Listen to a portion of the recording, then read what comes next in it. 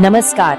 चलिए आज एक ऐसे जादुई और अदृश्य लोक में कदम रखते हैं जहां हमारी रोजमर्रा की दुनिया के नियम बिल्कुल काम नहीं करते। जी हाँ, हम बात करें सूक्ष्म दुनिया की, नैनो तकनीक की। ये कोई साइंस फिक्शन फिल्म की कहानी नहीं है, बल्कि आज की हकीकत है।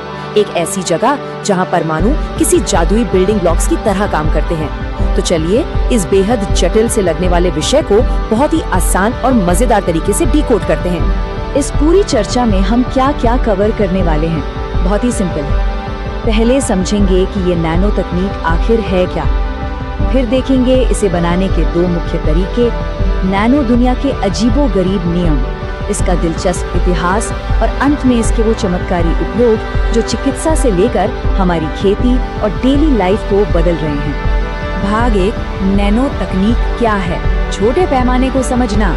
चलिए चीजों को उनके सूक्ष्मतम स्तर पर समझने के लिए अपने देखने के नजरिए को थोड़ा नहीं, बहुत ज्यादा छोटा करते हैं। अब सबसे पहला सवाल तो यही आता है कि ये नैनो भला क्या है। दरअसल ये शब्द ग्रीक भाषा से आया है, जिसका मतलब होता है बौना, यानी एक्सट्रीमली छोटा।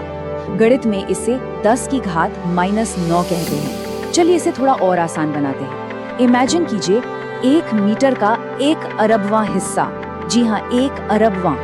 इस तकनीक में हम 1 से लेकर 100 नैनोमीटर के स्केल पर काम करते हैं। ये वो लेवल है जहां हम सीधे परमाणुओं और अणुओं यानी एटम्स और मॉलिक्यूल्स के साथ खेल सकते हैं, उनकी संरचना बदल सकते हैं। अब सवाल उठता है कि ये आइडिया आया कहां से।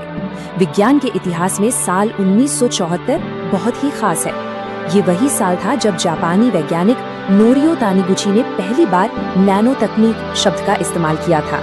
उन्होंने ही सबसे पहले दुनिया को बताया कि इस इतने छोटे स्केल पे भी हम चीजों को आकार दे सकते हैं। भाग 2, निर्माण के 2 मुख्य तरीके, तराशना बनाम जोड़ना। तो चलिए अब समझते हैं कि वैज्ञानिक इन छोटी छोटी चीजों को बनाते कैसे हैं। इस सूक्ष्म दुनिया में चीजें बनाने के 2 ही मुख्य तरीके हैं। पहला है टॉप डाउन, यानी ऊपर से नीचे। इसे ऐसे समझिए जैसे कोई मूर्तिकार एक बड़े से पत्थर को तराशकर फालतू हिस्सों को हटाकर एक खूबसूरत मूर्ति बनाता है। नोरियो तानिगुची ने इसी तरीके की बात की थी, जहां बड़े पदार्थ को तोड़ तोड़कर नैनो लेवल तक लाया जाता है। वहीं दूसरा तरीका है बॉटम अप, यानी नीचे से ऊपर। एरिक ड्रेक्सलर का ये तरीका बिल्कुल वैसा है जैसे ईंट दर ईंट रखकर एक पूरा घर बनाना। इसमें अलग अलग परमाणुओं को जोड़कर नई चीजें बनाई जाती हैं। ये तरीका थोड़ा मुश्किल जरूर है, लेकिन बहुत ही पावरफुल है। इसी से नैनो रोबोट्स या कार्बन नैनो ट्यूब जैसी एडवांस चीजें बनती हैं। भाग 3, नैनो दुनिया के नए नियम, जब पारंपरिक भौतिकी बदल जाती है। अब हम उस थ्रेशोल्ड को पार कर रहे हैं जहां नॉर्मल रियलिटी काम करना बंद कर देती है। ये इस पूरी चर्चा का सबसे माइंड ब्लोइंग हिस्सा है।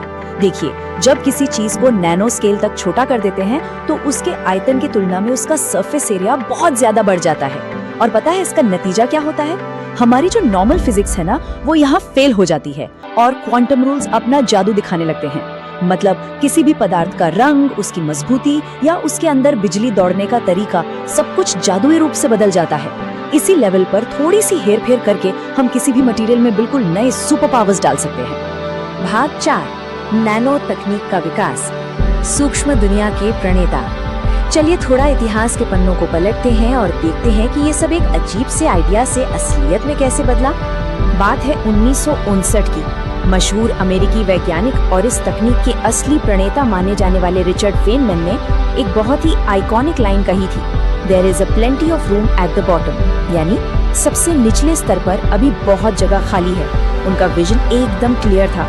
अगर हम एक एक परमाणु को अपने हिसाब से सेट कर पाए तो विज्ञान की दुनिया हमेशा के लिए बदल जाएगी। और ये आइडिया आग की तरह फैला। सबसे बड़ा ब्रेक थ्रू आया 1981-82 में, जब STM और AFM जैसे पावरफुल माइक्रोस्कोप बने। पहली बार हम परमाणुओं के अंदर झांक सकते थे। इसके बाद 86 में एरिक ड्रेक्सलर की किताब इंजन्स ऑफ क्रिएशन ने तो इस कॉन्सेप्ट को घर घर में मशहूर कर दिया। लेकिन सबसे कमाल का पल तो 2006 में आया। जेम्स टूर नाम के वैज्ञानिक ने एक नैनो कार बना दी। सिर्फ 4 बकी बॉल से बनी ये कार इतनी छोटी है कि इसे हमारे खून की नसों में दौड़ाया जा सकता है। Seriously unbelievable. भाग 5, चिकित्सा और स्वास्थ्य में उपयोग, अंदर से उपचार। खून की नसों में तैरने वाली कार की बात हो ही रही है, तो चलिए देखते हैं कि ये तकनीक मेडिसिन की दुनिया को कैसे बदल रही है। जरा फ्यूचर की इस मेडिकल प्रक्रिया की कल्पना कीजिए। पहले स्टेप में क्वांटम डॉट्स नाम के बेहद छोटे कण शरीर के अंदर जाते हैं और कैंसर जैसी बीमारियों की कोशिकाओं को बिल्कुल पिन पॉइंट एक्यूरेसी से खोज निकालते हैं। फिर दूसरे स्टेप में एंट्री होती है बायोनिम्स यानी नैनो रोबोट्स की। ये छोटे रोबोट्स किसी स्मार्ट टूल की तरह काम करते हैं और बिना किसी बड़ी चीरफाड़ के सिर्फ उन बीमार कोशिकाओं को चुन चुनकर खत्म कर देते हैं। शरीर के अच्छे सेल्स को खरोंच तक नहीं आती। इस फील्ड में और भी कई गेम चेंजिंग चीजें हो रही हैं, जैसे स्मार्ट ड्रग्स जो सीधे वहीं असर करती है जहां बीमारी होती है। और ये जानकर बहुत गर्व होता है कि हमारे भारतीय वैज्ञानिक भी इस रेस में सबसे आगे हैं। उन्होंने कोडी गोल्ड नैनो पार्टिकल्स बनाए हैं फंगस और सोने के इस्तेमाल से, जो शरीर में दवा को बहुत तेजी से पहुंचाते हैं। इसे जर्मनी से पेटेंट भी मिल चुका है। इसके अलावा मोहाली के वैज्ञानिकों ने हीमोस्टैट तकनीक बनाई है। सोचिए, ब्रेन हेमरेज जैसी जानलेवा स्थिति में ये दिमाग के अंदर तुरंत खून का थक्का जमाकर जान बचा सकती है। भाग 6, कृषि और रोजमर्रा के उपयोग। दैनिक जीवन में नैनोटेक। चलिए अब लैब से बाहर निकलते हैं और देखते हैं कि ये सूक्ष्म जादू हमारे खेतों और घरों में क्या कमाल कर रहा है। खेती के लिए तो ये किसी वरदान से कम नहीं है। इफ्को नैनो यूरिया का ही उदाहरण ले लीजिए, दुनिया का पहला लिक्विड नैनो यूरिया। इसे ऐसे समझिए कि जो काम पहले 50 किलो की भारी भरकम बोरी करती थी, वो अब सिर्फ आधे लीटर की एक छोटी सी बोतल कर देती है। इसकी एफिशिएंसी 80% तक ज्यादा है। इससे पर्यावरण का भी बचाव होता है, पैसे भी बचते हैं और किसानों की इनकम में सीधा फायदा होता है। और हमारी डेली लाइफ, वहाँ तो ये हर जगह है।